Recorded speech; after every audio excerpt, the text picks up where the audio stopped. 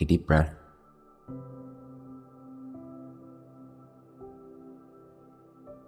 As you exhale, relax any thought that you notice back to source.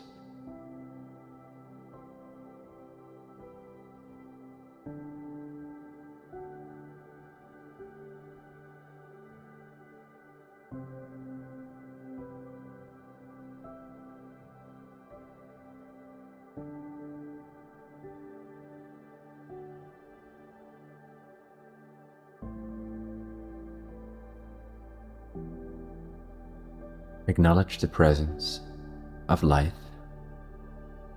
here and now. This cognizant, aware, sentient mystery. That which you can notice as I exist or I am. There's no explanation for it.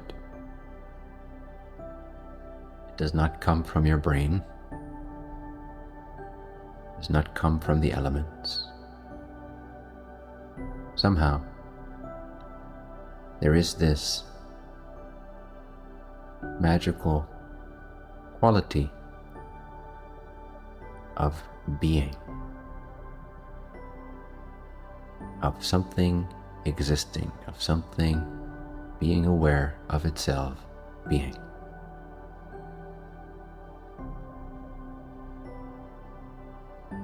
And there's no way that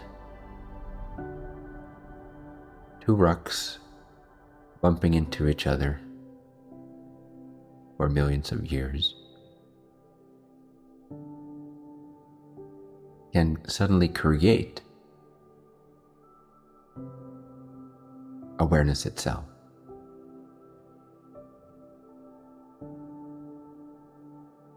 So the world that we see with our supposed senses, physical world, if you will,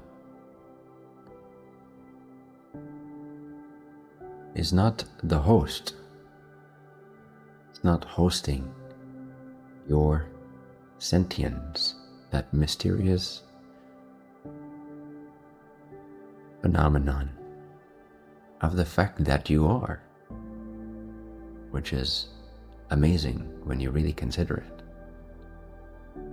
and stop taking it for granted for just a minute. How did I am come about? Was it because of those rocks that were humping each other for a few million years? Did the friction between them really produce sentience, I amness, consciousness, complex emotion, spiritual insight, profound abstract thinking, communication? Of course not. The world did not produce you. Nothing in the world, not your parents, not your senses, not other people, not the five elements, none of it produced I am. So what you are is somehow independent, free of this world.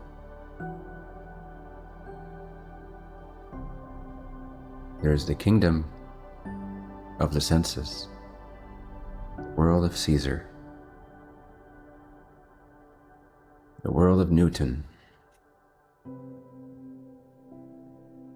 and then there is the kingdom of God,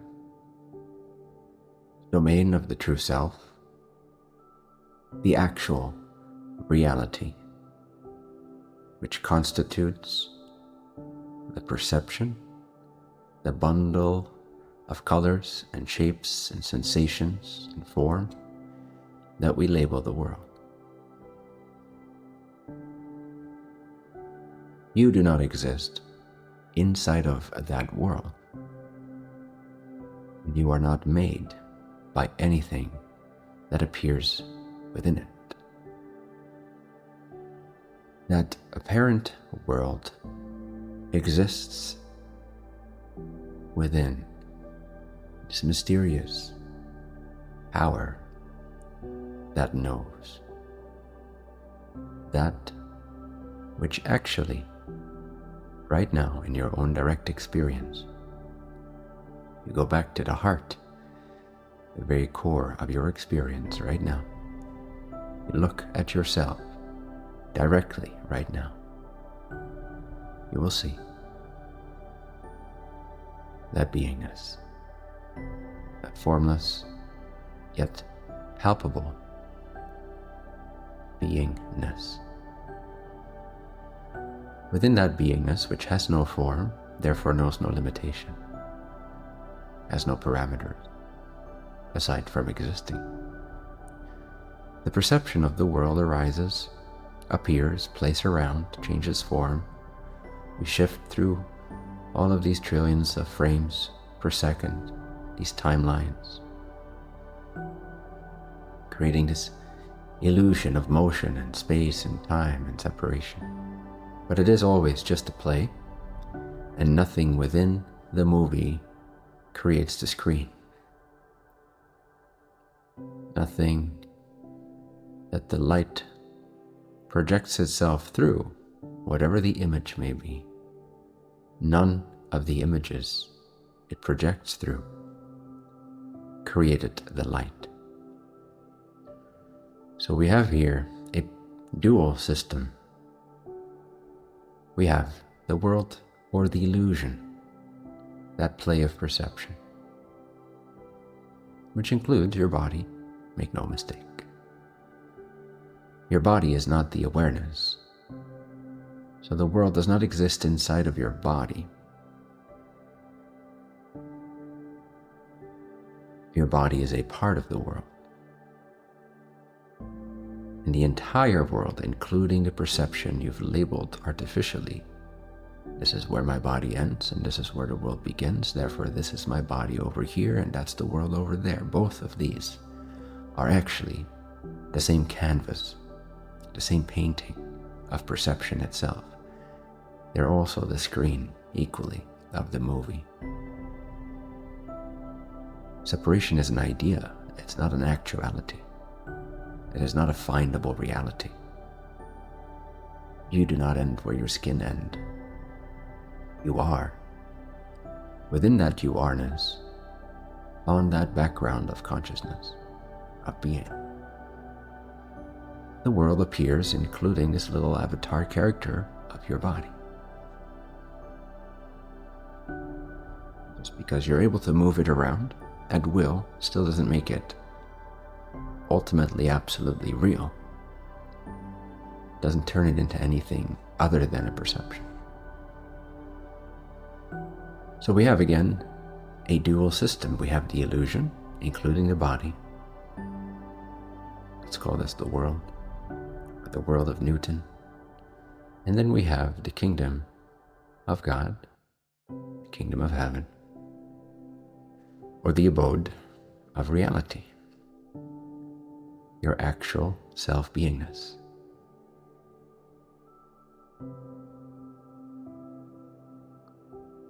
And then, in addition to these two realms, if you will, which aren't separate, but they are different, there is this beautiful power of attention. You can use your attention right now and point it outward, out there, towards the perceptions, under the assumption that what you see is actually out there. And then you can describe, mentally describe, attribute labels and stories and past memories and associative feelings and ideas to what arises within your perception, and thus get lost in La La Land, in the world of Newton, being taken over by the sense of solidity, separation, linearity, victimhood, and all those interesting qualities that come with forgetting your actual abode, the actual reality. Or you can take your power back, not like an activist or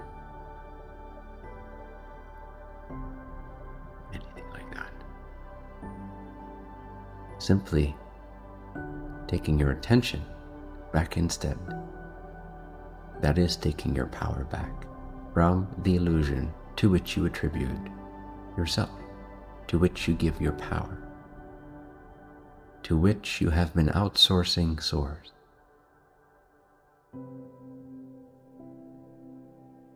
To pay attention exclusively to the world of Newton, the world of appearances, the world of Caesar, the world of form, the world of illusion, at the expense of remembering, I am. I am. I am. Is to be lost in a world of your own imagination, thinking it is the real world.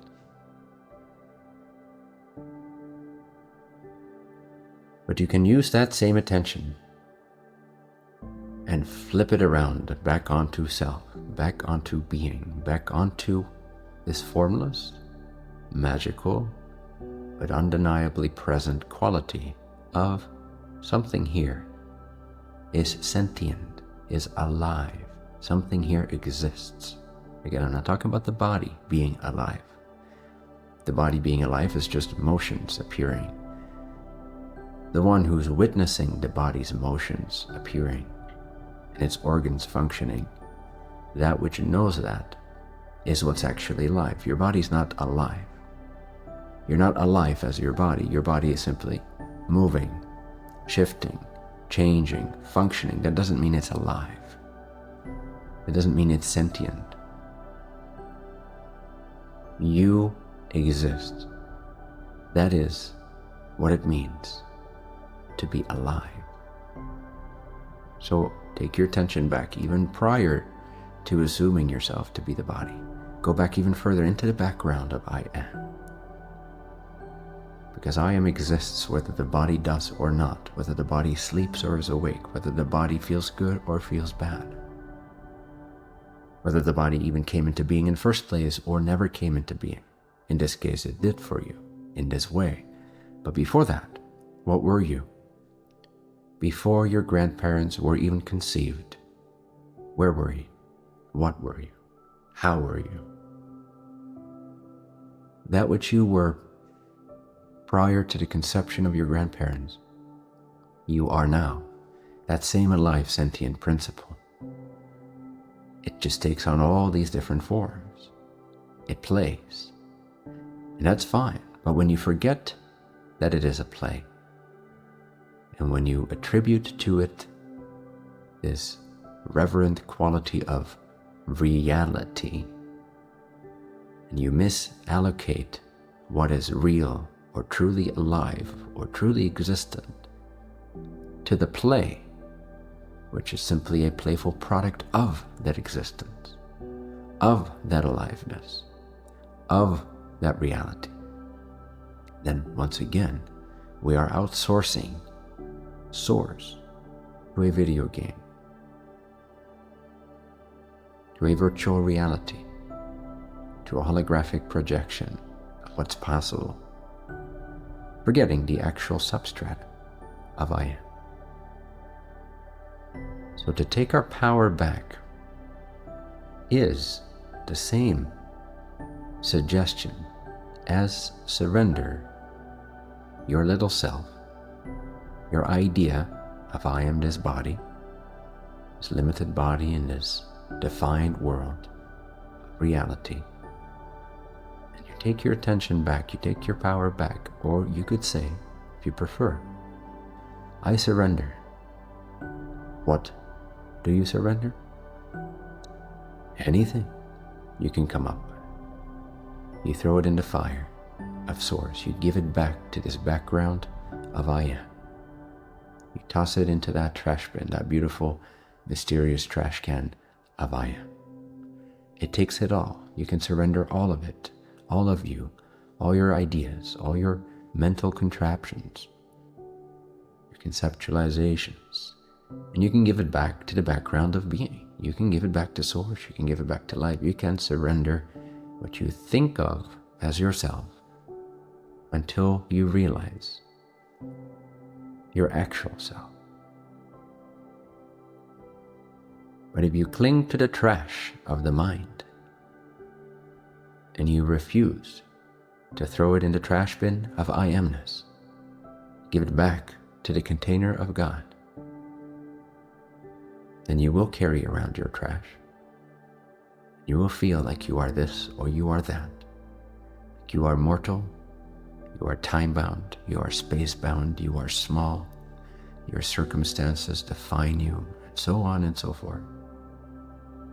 All the shades of distortion will be yours to carry because they are hiding in your trash. But if you take your trash, which includes your most beloved preferences, your most ceremonial, dedicated sessions of worshiping this or that deity, this or that crystal, this or that tarot deck, if you're unwilling to give that trash back to God, if you wish to continue to idolize and isolate the things you love the most, try to avoid the things that could threaten that, then you are not yet in a state of surrender. You are still living your own life like an activist. But the only activism there is against God. All activism is a form of taking action, whether mental, emotional, or physical, against all that is, the oneness, the great perfection present throughout all that is. For once you accept the oneness beneath the illusion which connects all that there is, and you make it your own once again by surrendering your beloved bag of trash, this beloved concept of yourself. Once you throw it out the window, once you give it back to source, once you trust God with it, once you surrender,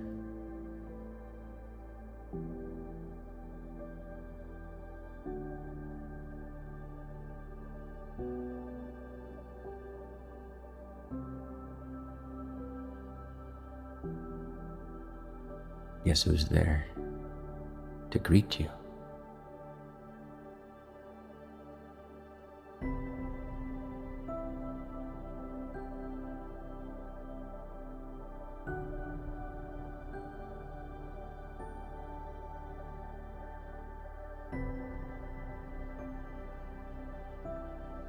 If you trust God more than you trust your own trash, then you are fit for the path of surrender. You are fit for the reward inherent in that choice. But for as long as you shall cling to your trash, your ideas, your resistance, your protection, your safety, your comfort, in short, your ideas, because that's all that you have and all that you cling to, just a bunch of ideas. For exactly that long shall you continue to perceive a separation between I and God.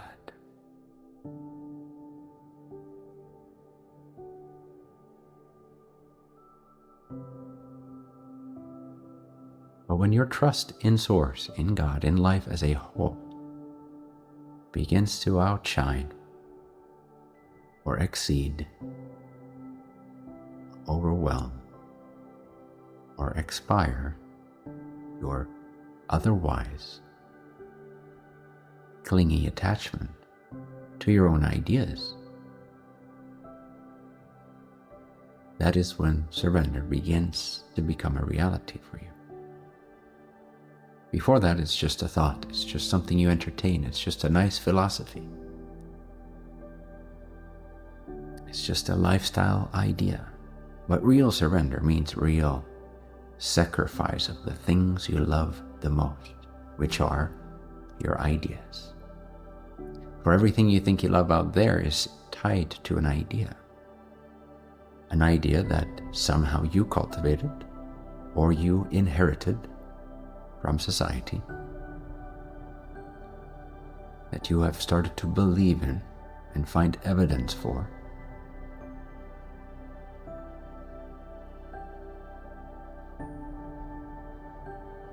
So are you willing to surrender what you think you know and trust the path that shall be revealed through your surrender?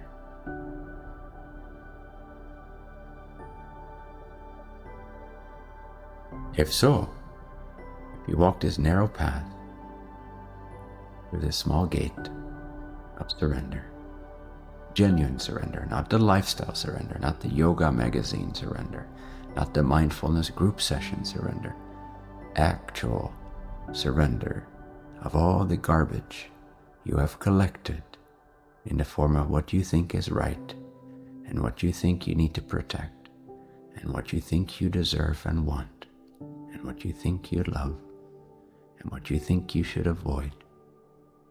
You're closest to your ego concepts of you.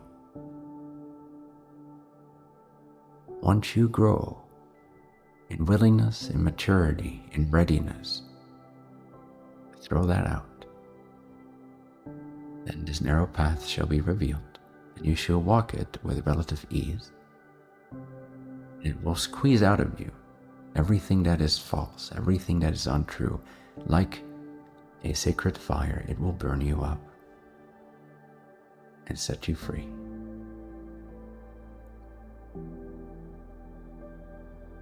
Then in this way, and this way alone, meaning in the sincere way, the genuine self-sacrificial way, sacrificing your ideas about yourself, only in this way shall you find a resurrection of self, a great transmutation, body, mind, spirit, to beingness awareness.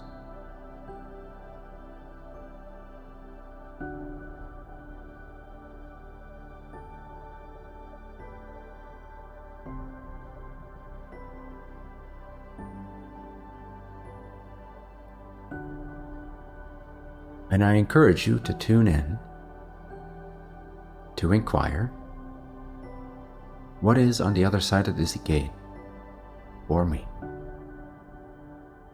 Not to please your present self-concept or to give it a nice image per se, but more so to inspire your trust in the path of surrender. If you had to guess, intuitively guess, instinctively guess, what version of you, of the expression of you in this world of play, would arise, would emerge from the ashes of the fire of this transmutation process of your resurrection as a result of following this narrow path through this small, precise gate into genuine surrender, sincere self-sacrifice, sincere trust in something that's not made by you as a mind, as a person, as a body. Once you go through that transmutation and you are reborn, you are, in that sense, resurrected. If you had to intuitively guess or imagine, and you get a sense, a glimpse of that version of you and its accompanying state of consciousness. And spoiler alert, blissful communion with Source Intelligence, aka God.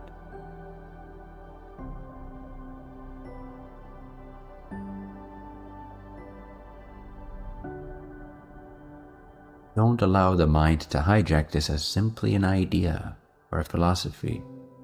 You have to understand and remember frequently and demand that this is a reality that awaits you through your own choice or will. It is not reserved for some special beings. It is not some abstract yogic concept. It is not found in religious texts. It is an actual reality that awaits everyone.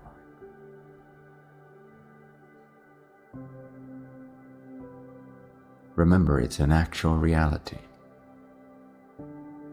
It's more real than whatever your mind can come up with about it. So don't listen to the thoughts and the images. Remember that there is a reality to this, a potential that awaits you, that is already here in truth. Can you glimpse that? Who would I be post-resurrection, post-ego death, post-resurrection in the true life?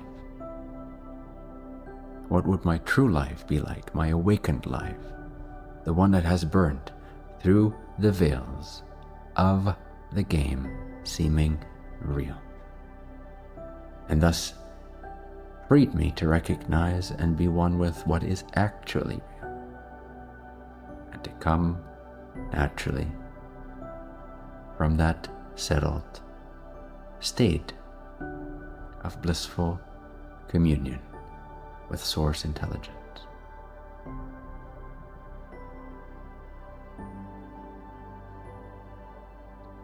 If you had to glimpse, if you had to guess what your life would be like, what your state of mind, your state of consciousness would feel like, what sense do you get when you tune into that potential?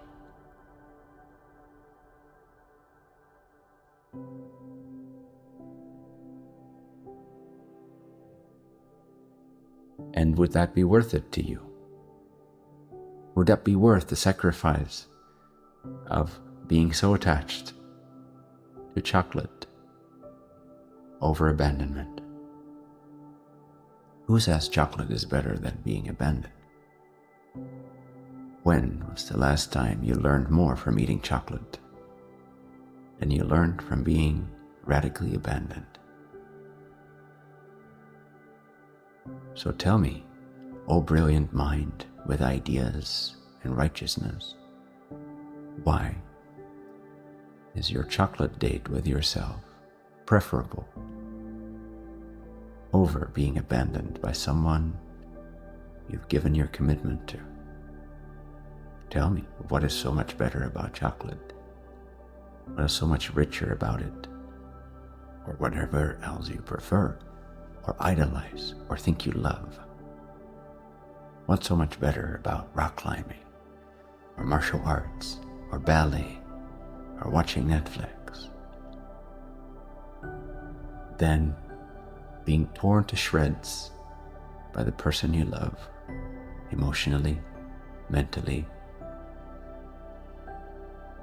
This is just one example. But why do you protect what you think is worthy? And why do you avoid what you think is unworthy? Because you believe in false ideas, and therefore your vision is not clean. You do not see as God sees. You do not see what is bright. You do not see what is righteous. You do not see what is correct. You do not see what serves you most. Thus you are in anti-Christ thinking mode when you resist. Safe to assume that every single one of your thoughts every single one of your ideas, except perhaps the notion of source, the notion that all is the one, are all delusions going against the grain of God's natural rhythm, fabric, and ways. So do not be too attached to your ignorance, for it is just that. Know instead, I do not know. I release my righteousness, my false righteousness, so that God's true wisdom, Source's true righteousness, can shine through me, can illuminate me, through my humility, through my surrender, through my trust in the power that puts every planet in its perfect orbit, that has given me this sense of I am, that allows for me to play with the chocolate and play with the abandonment and everything in between in the first place. To honor God truly means to have faith in God more than you have faith in your human pea-brain. You've got to remember to put this in perspective until you feel I do not know. What I think I know is garbage. Let me toss it in the collection bin of the great I am. Let me trust in the great I am. Let me cleanse my vision of preferences, of ideologies, of concepts, of belief systems, and simply trust in the now as it is. And let my intuition show me and guide me and amp up my recognition of source intelligence, of this wide open awakeness that's here right now, this lucidity of being. That is God. Trust in that. Surrender to that. And it will reinform you. It will reinstruct your mind, body, spirit complex. This reinformation process could also be described as resurrection, transmutation, becoming a man or woman of God.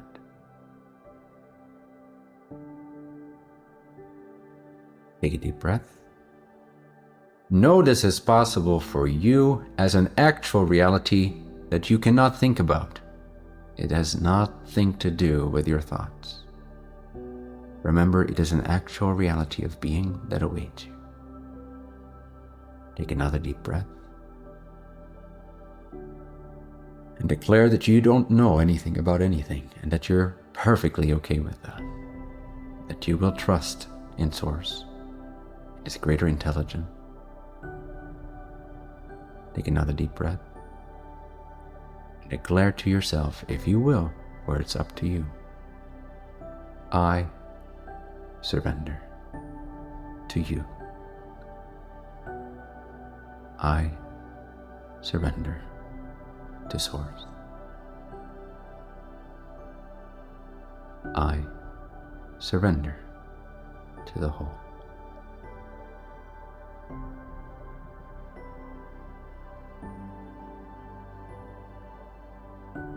And then rest in the stillness, which is lucid and alert, as well as completely at ease and relaxed and wide open. There's no strain, but there is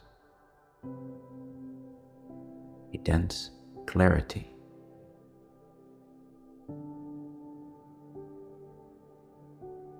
a recognition, a palpable presence that has no form, yet knows all form.